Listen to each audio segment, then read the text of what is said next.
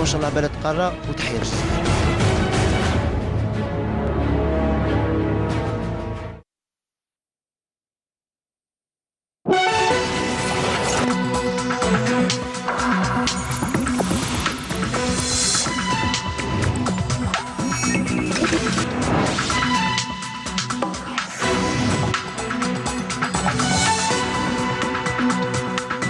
Bonjour à tous, merci de nous rejoindre. Voici les titres de votre édition du 12h. Le général de corps d'armée Ahmed Gaïd Salah, vice-ministre de la Défense nationale, chef d'état-major de l'armée nationale populaire, effectue aujourd'hui une visite d'inspection et d'inauguration au niveau de l'hôpital central de l'armée, Dr Naqash Mohamed Sghir, en première région militaire.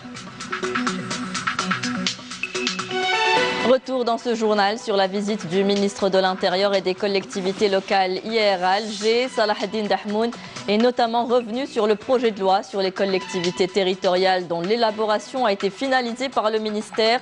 Il apportera davantage de prérogatives aux élus locaux, a-t-il une nouvelle fois affirmé. Et nous irons à Marseille dans ce journal pour rencontrer notre communauté établie à l'étranger. Deux jeunes pharmaciens tentent de garder ce contact avec leur pays natal en venant en aide à notre communauté algérienne.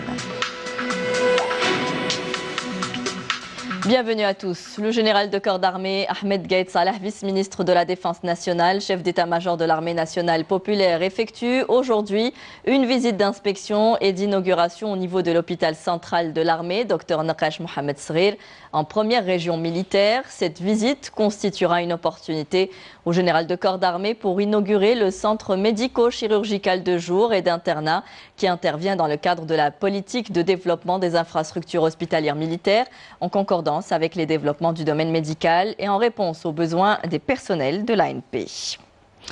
La semaine nationale du Coran s'ouvre aujourd'hui à Sétif. Le ministre des Affaires religieuses et des Waqf, Youssef Belmehdi, a lu à cette occasion une lettre au nom du chef de l'État, Abdelkader Ben Salah.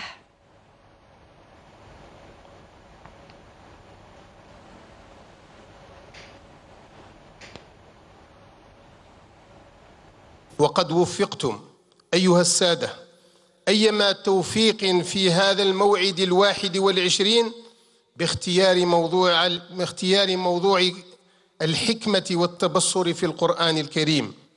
فالأخذ بالحكمة والتبصر واجب في كل وقت، ولكنه أوكد في وقت الأزمات والارتباكات، لأنه قارب النجاة الموصل إلى مرفأ الأمان. أيتها السيدات الفضليات، أيها السادة الأفاضل، إن الدعوة إلى اكتساب مصادر الحكمة وبناء الجسور بين مقتضياتها ومتطلبات الواقع الإنساني وحاجته المتنوعة والتحديات المتجددة النابعة من القرآن الكريم هي تلك التي ننزل بها إلى مراتب التنفيذ وسبل التحقيق على أرض الواقع. من هذا المنظور فإننا مدعوون إلى اليقظة البالغة اتجاه كل ما يهدد كيان الأمة ويزرع الشقاق ويمزق الأواصر، لأن أعظم مقاصد الشريعة الإسلامية السمحة التي جاء بها القرآن العظيم هي المحافظة على المصالح الحيوية بتشجيع كل ما يساعد على تحقيقها والتصدي لكل ما يفوتها، وأجل هذه المصالح العليا كلها تماسك الوطن ووحدته. وفي هذا السياق الأخلاقي الحضاري فإن مجتمعنا المسلم الأصيل يدرأ ويدفع بالحكمة التي يغرسها فيها مبادئ الإسلام، يدرأ نار الفتنة التي تتغذى من العنف والتطرف. والفتنة إذا أقبلت أبصرها أمثالكم من العلماء. وإنني اليوم ونحن في حاجة إلى التوجه إلى هذا المسلك المفضي إلى منطق الحكمة والتبصر. ومن باب التذكر والاعتبار أقول إن ديننا الحنيف يدعون إلى النظر والتبصر في العواقب والمآلات تحقيقا للمصلحة ودرءا للمفسدة، وعدم التحيز إلى مجد شخصي أو انتماء فئوي، بل نجعل صلاح العباد والبلاد المقصد الوحيد والهدف الأسمى.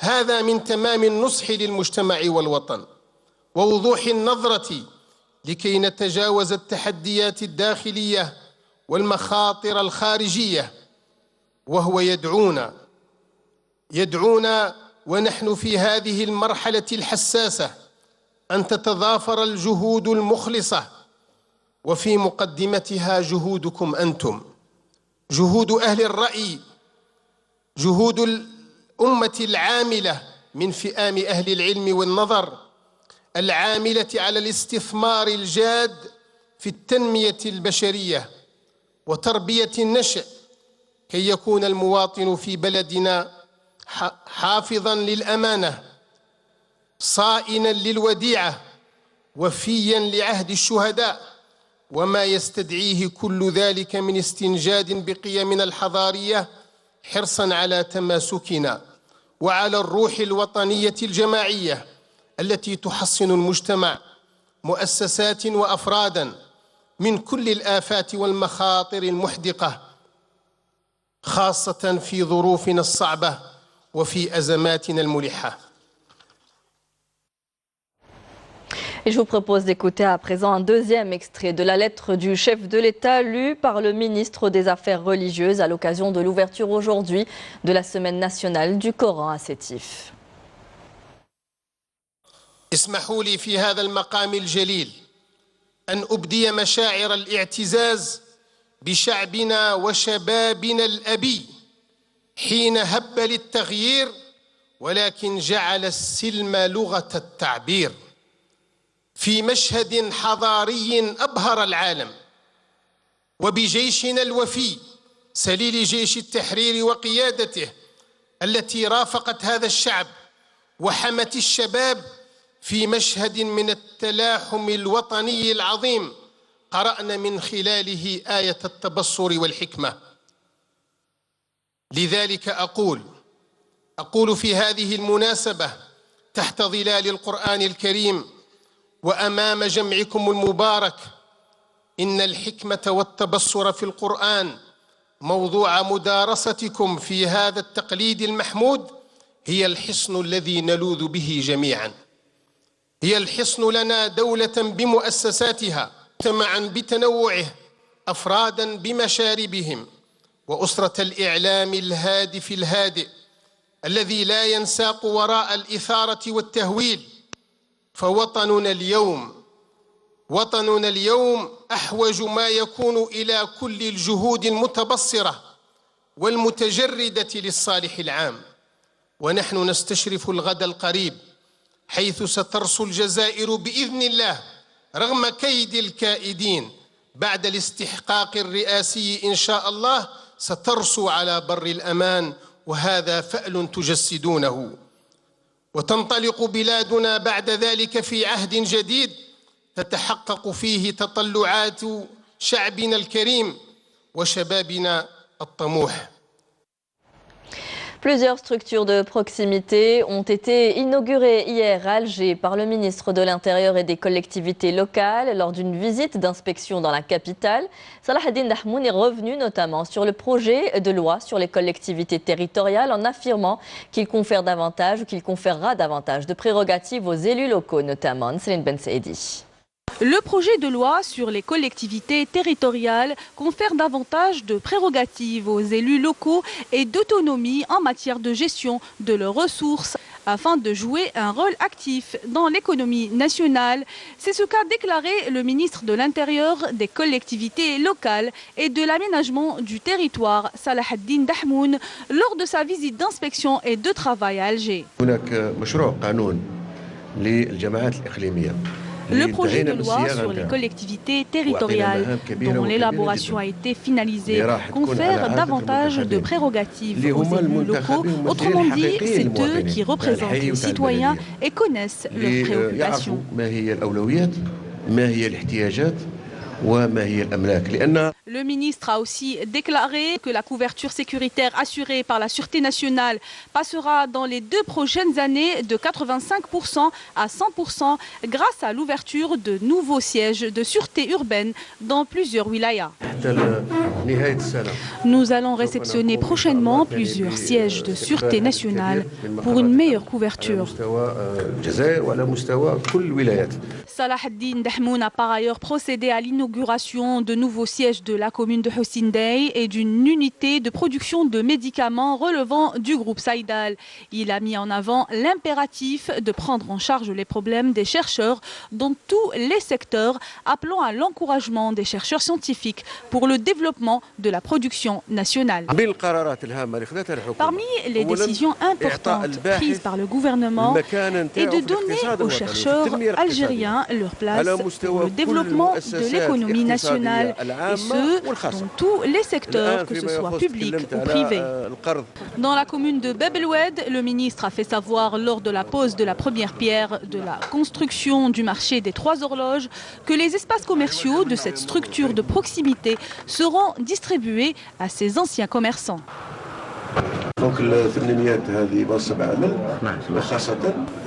Ces 800 postes d'emploi qu'offre ce marché seront distribués au profit des commerçants qui étaient déjà ici. S'il y a un surplus, il sera distribué à d'autres bénéficiaires. À la fin de sa visite, le ministre a procédé à la pose de la première pierre pour la réalisation d'une piscine semi-olympique dans la commune de Souidania.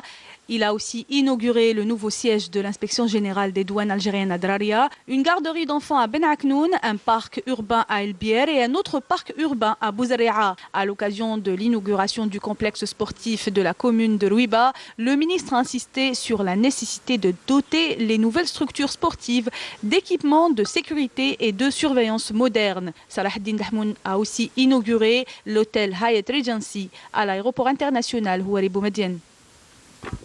Et en marge de sa visite, le ministre de l'Intérieur et des collectivités locales a salué l'armée nationale populaire et tous les corps de sécurité pour leurs efforts consentis en faveur de la sécurité du citoyen et des frontières. On l'écoute. عندنا في القمة الجيش الشعبي الوطني المرابطين على الحدود نتاعنا ليحميوا ظهورنا ويحميوا حدودنا من جهة الحدود الجنوبية وكذلك من حيث الشاطئ كذلك. هذه الجزائر محمية من طرف الجيش الوطني وكذلك المصاحف اللي هي الترك الوطني اللي تابعة لوزارة الدفاع الوطني وكذلك الشرطة الأمن الوطني تابعة لوزارة الداخلية لرئيسها في تنسيق تام مع كل المصالح. الجيش الشعبي الوطني وكذلك الدرك يعملوا في تنسيق كامل ومتداول يعني من أجل حماية المواطنين واستقرار الوطن ووحدة الوطن. يعني نشكرهم وقد ما نشكرهم يعني ربما ما نوفيهمش يعني وش الواجب اللي راهم يعملوا به والعمل والجهد الذي يبذلوه إن شاء الله لحماية هذا الوطن. يعني فشكرا وشكرا وشكرا. Au chapitre des élections présidentielles, l'autorité nationale indépendante des élections a annoncé qu'elle était en passe d'examiner les dossiers des postulants à la candidature pour l'élection présidentielle du 12 décembre, dans l'attente de l'annonce de la liste des candidats dans un délai n'excédant pas une semaine. 10 commissions ad hoc chargées de l'examen des dossiers des postulants à la candidature pour la prochaine présidentielle et de la vérification de la véracité des informations fournies ont été installées, a déclaré le chargé de communication auprès de l'ANI, soulignant que l'autorité dispose de 7 jours pour trancher les dossiers, conformément à la loi organique portant régime électoral.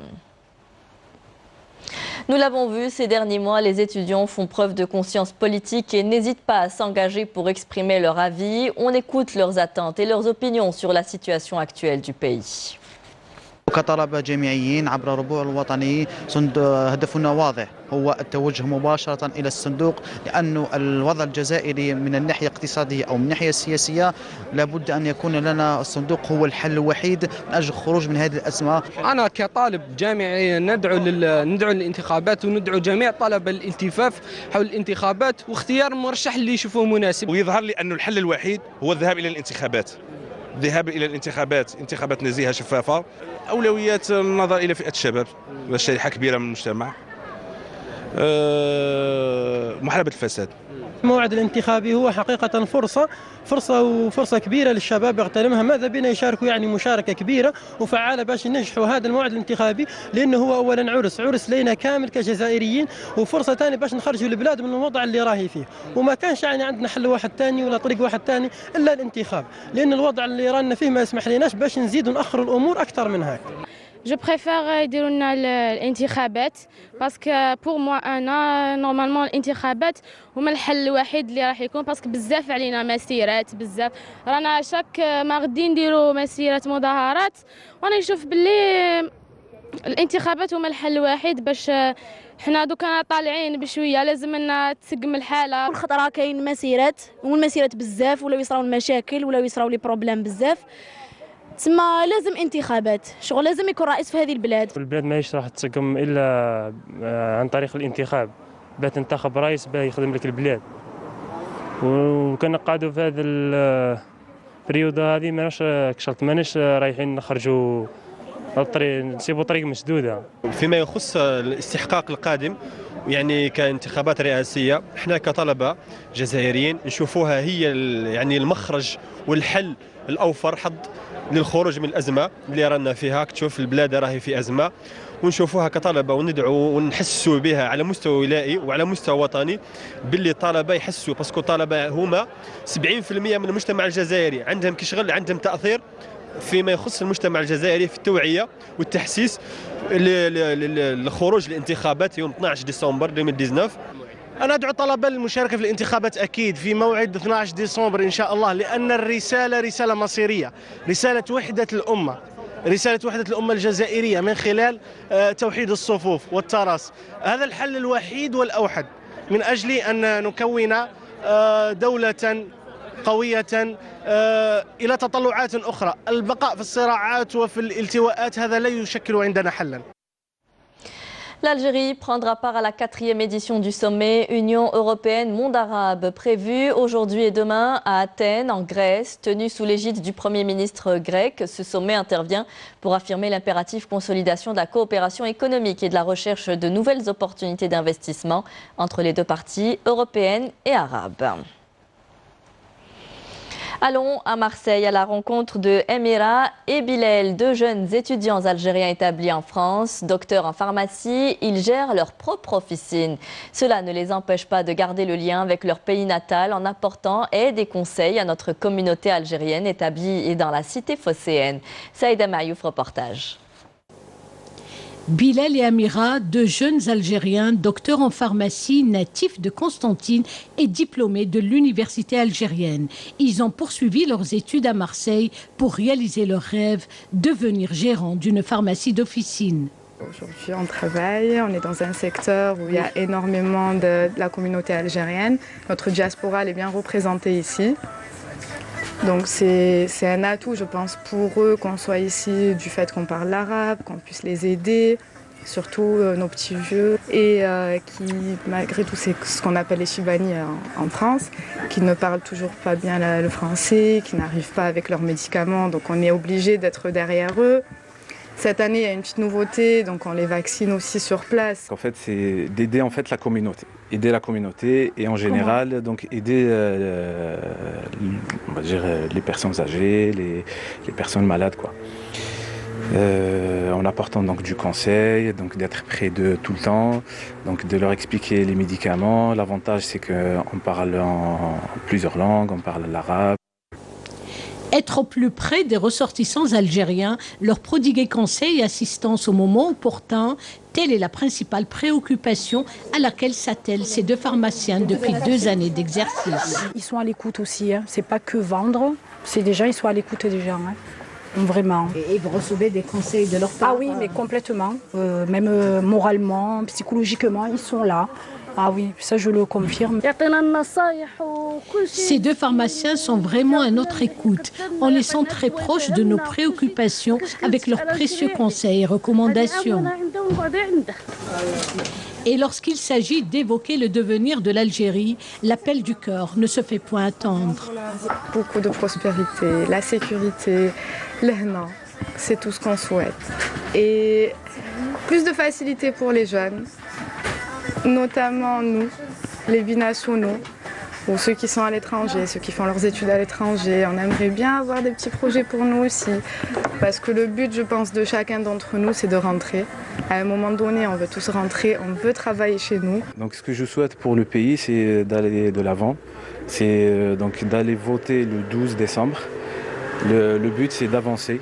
Donc on ne peut pas changer donc, la nation ou donc, le pays donc, en quelques jours. Donc il faut aller de l'avant, il faut choisir un président, faire donc, des réformes profondes. Nous quittons Bilal et Amira au boulevard de Strasbourg à Marseille à leurs ambitions futures mêlées aux ambitions grandioses pour l'édification d'une Algérie meilleure. Et nous venons tout juste d'apprendre que le nouveau directeur général de la Radio nationale a été installé officiellement ce matin par le ministre de la Communication, Hassan Rebhi, en remplacement de Nassera Cherid. Il s'agit le nouveau directeur général de la Radio nationale et dorénavant Jamel Sanhadri, une compétence de la Radio nationale qui a tenu plusieurs postes au sein de l'ENRS en tant que journaliste et responsable.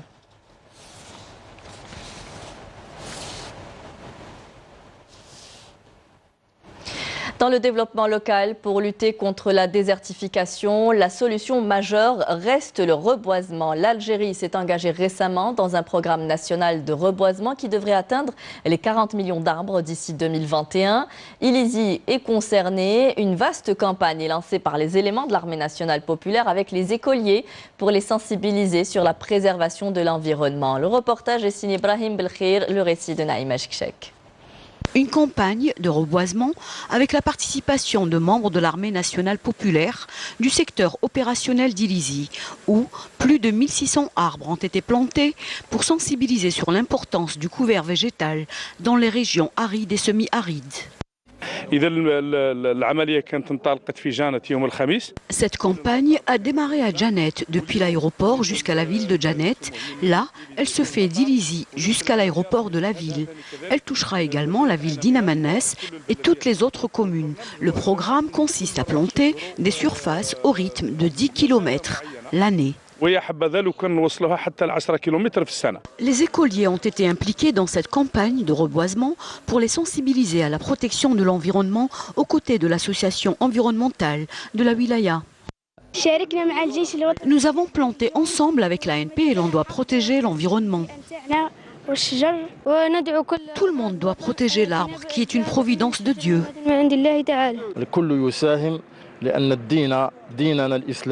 Tout le monde participe à cette campagne car notre religion nous y oblige quand on sait la récompense du reboisement. C'est une sadaqa.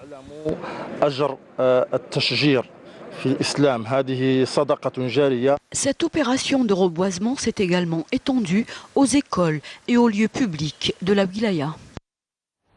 Les épisodes de canicule et le déficit de pluviométrie font fondre les stocks de fourrage dans la wilaya de l'Arwat. La superficie consacrée à l'activité pastorale est aujourd'hui insuffisante. Les éleveurs se plaignent malgré les initiatives de la wilaya. Nesrine Ben Saidi. Avec une superficie de 70% réservée essentiellement à l'activité pastorale, la wilaya de l'Arwat arrive à assurer de l'aliment de bétail au profit d'un cheptel de 2 millions de têtes. En dépit de toutes ces richesses, les éleveurs de la région se plaignent du manque de fourrage dû à la dégradation du sol et au changement climatique. La superficie consacrée à l'activité pastorale est insuffisante. Nous occupons des fois 1000 hectares, des fois 100, des fois 10 hectares. Ça dépend des jours, mais cela reste insuffisant. Il faut protéger les zones réservées à l'activité pastorale. La wilaya de l'Arwat possède des richesses naturelles très importantes. C'est seulement en hiver qu'on arrive à obtenir une bonne couverture végétale. Il faut savoir que cette activité finance à hauteur de 70% la commune. Pour pallier le manque de fourrage dû principalement au phénomène du pâturage anarchique et au changement climatique, la direction de l'agriculture de la région a cultivé plus de 12 millions d'hectares dédiés à l'activité pastorale. Cette superficie s'élargit d'une année à une autre. Nous voulons développer cette filière à travers une nouvelle stratégie et à travers des journées d'études. Nous voulons aussi arriver à exporter au niveau local l'oribani, qui est un fourrage de qualité. La couverture végétale commence à se régénérer. Comme vous le voyez, nous avons pu récupérer 60%. Les hautes plaines steppiques algériennes connaissent aujourd'hui une forte tendance à la dégradation qui se traduit par la réduction du potentiel biologique. Un problème auquel la direction des forêts et de l'agriculture s'attelle à résoudre. Le don de sang reste aujourd'hui la seule chance de soins pour les patients souffrant d'un déficit sanguin. On dit souvent donner son sang, c'est donner la vie. La banque de sang se retrouve souvent en déficit chez nous en Algérie. À l'occasion de la célébration de la Journée nationale des donneurs de sang, une campagne de sensibilisation a été menée au niveau de l'hôpital Maouchi Mohalda Moukran au CNMS d'Alger. Fouziatej Siham Kenouch. Si vous avez entre 18 et 65 ans, si vous êtes en bonne santé, vous pouvez donc devenir un potentiel donneur de sang. Le sang, ce liquide précieux qui rime avec la vie, les donneurs de sang aussi, en leur journée nationale. Là, ça fait 20 ans en donnant mon sang, je sais que j'aide beaucoup de malades. J'ai été honorée plusieurs fois. Les gens me connaissent. Ça fait 20 ans que je donne mon sang. Et cela est bénéfique aussi pour ma propre santé.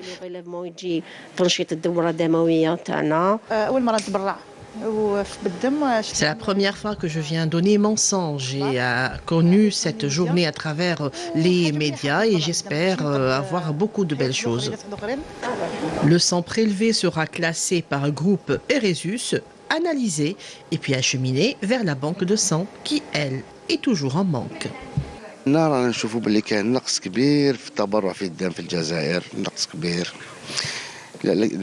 C'est pour ça qu'on doit faire des campagnes de sensibilisation, des campagnes médiatiques. L'Agence nationale du sang تخدم مع la fédération des donneurs de sang باش يديروا التوعية في les écoles, في les collèges, في les lycées, في les universités باش يفهموا الناس باللي الأهمية تاع الدم باش التبرع بالدم مهمة كثيرة وحياة أشخاص تكون نقدروا الاشخاص كثيره بالدم. Par fierté ou par solidarité, ou peut-être par conviction religieuse ou humanitaire, Dieu merci, les donneurs de sang existent. Rappelant que donner son sang peut réduire aussi le risque de développer certains cancers, un donneur de sang régulier peut sauver jusqu'à 1000 vies au cours de son existence. L'Archabia ou le burnous en poil de chameau est un produit authentique du terroir. Toutefois, cet habit séculaire travaillé à l'ancienne avec de la pure laine de chameau revient trop cher. Pour la rendre plus accessible, le tissage de l'Archabia s'est modernisé. Elle est fabriquée avec du cachemire bon marché. Le reportage de Naïm Aloualish. Habit traditionnel séculaire, l'Archabia en poil de chameau n'a plus guère la cote à Ain Beda, près de el Bouaghi. Sur année, la vieille Archabia ne se fabrique plus à l'ancienne avec l'original poil de chameau à l'intérieur d'un métier à tisser, mais elle se monte avec un système plus rapide et beaucoup moins coûteux. Du cachemire chinois cousu avec du fil couleur terre sous une machine moderne.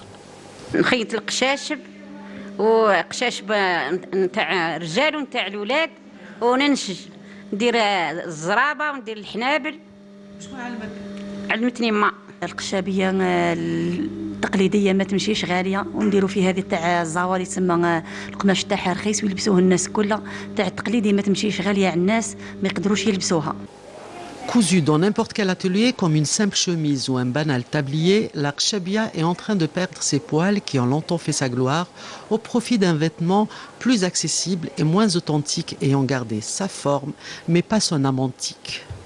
تاع القشابيه تتطلب وقت باش تخدمها المراه تخدمها في 20 يوم 25 يوم ومن بعد كي تخرجها للبيع تجي السومه تاعها تجي شويه غاليه نقول لك الحق ماشي يعني خاطر خدمه تاع اليد والطلبيات عليها ماهيش ياسر يعني تاع الناس اللي عندها لازم يلبسها اللي عنده اللي ما عندوش ما يقدرش يلبس قشابيه تاع 1.5 مليون يروح يشري القشابيه هذه اللي نخيطوا فيها 150 بصح ما يشريش قشابيه 1.5 مليون لانها غاليه والمراه ما تخرجش عليها تقعد تبطالها باش تباع القشابيه. نقصت درك حاليا نقصت اليد اللوبر نقص واليد العامله اللي تخدمها باش يسديوها ويغسلوها على بالك هذه نصوف نتاع لوبر حتى توزي غزله نقصت دركا اثر عليها هذا الماده هذه نتاع اللي يجيبوها من لاشين هذا التيسي هذا نتاع لاشين هذا فيه الفوكاشمير هذا فيه هذا مام هذا او برزع ما داوه يا اخي نتاعنا حنا يديو كلشي يديو الشونتيون تاعو لاشين يخدموه بصح مستحيل باش يخرج كيما لوبر مستحيل. Une main-d'œuvre qui se raréfie, un marché qui disparaît, un monde de plus en plus globalisé, l'Archabia de Ain Beda, emblème de la région, et on passe de devenir une simple relique des temps jadis. Et on terminera ce journal avec une info sport. La Confédération africaine de football a communiqué les dates des 3 premiers matchs de la phase des poules concernant l'USM Alger et la JS Kabylie. L'USM Alger affrontera le Wydad de Casablanca le 29 novembre et la JS Kabylie affrontera le Vita Club. Le 6 décembre, le Petro Luanda jouera contre l'USM Alger et l'US Tunis contre la JS Kabylie. Pour la 3e date, nous citerons le 27 décembre. L'USM Alger affrontera le Mamelodi Sundowns et le Raja de Casablanca jouera contre la JS Kabylie. C'est la fin de ce journal. Merci à vous tous de nous avoir suivis. Vous pouvez revoir tous nos programmes sur les adresses qui vont s'afficher en bas de votre écran. Tout de suite, le point météo vous sera présenté par Emel Laribi. Et rendez-vous ce soir avec Lima Mari pour le journal à 19h. Très bonne journée à tous. Au revoir.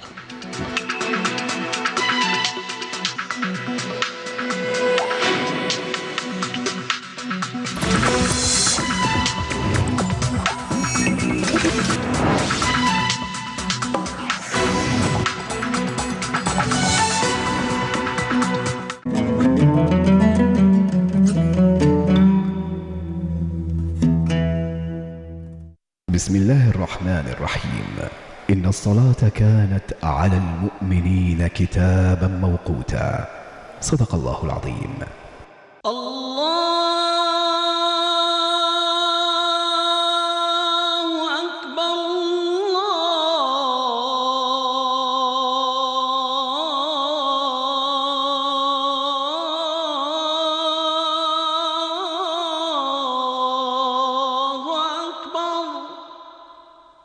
أشهد أن لا إله إلا الله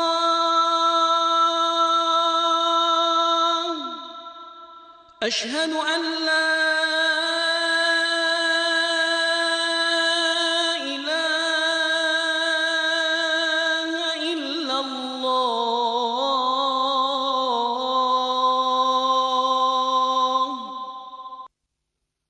أشهد أن محمدًا رسول الله